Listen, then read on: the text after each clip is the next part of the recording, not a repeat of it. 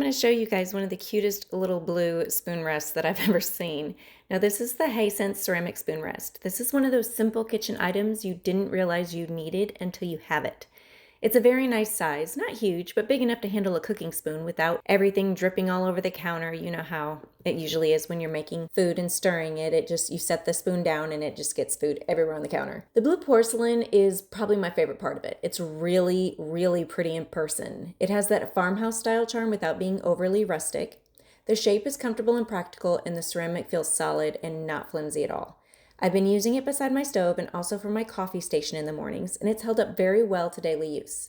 It cleans super easy, which is a huge plus for me because I don't like scrubbing little kitchen pieces. I also like that it doesn't take up too much space. Some spoon rests are too bulky, but this one just fits just right, and it does its job without crowding the counter. Plus, it's really pretty to look at. Overall, it's just a simple functional piece that looks good and makes the kitchen feel a little bit more put together.